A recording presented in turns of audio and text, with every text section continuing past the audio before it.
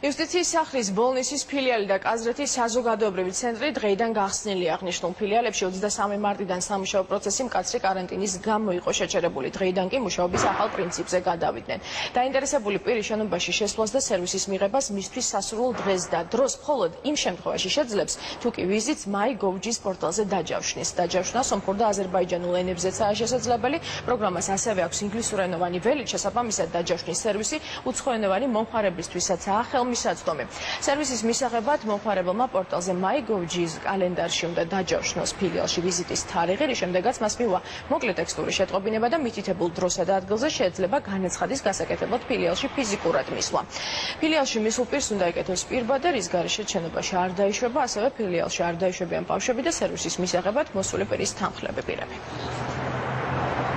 დღეს გაიხსნა ბოლნისის იუსტიციის სახლი და კაზრეთის საზოგადოებრივი ცენტრი. რაც იმას ნიშნავს, რომ საქართველოში უკვე ყველა იუსტიციის სახლი ფუნქციონირებს. მომსახურების მისაღებად, როგორც ყველგან, აქაც უნდა დაჯავშნოთ ვიზიტი, მოქალაქის პორტალი და MyGov.gz.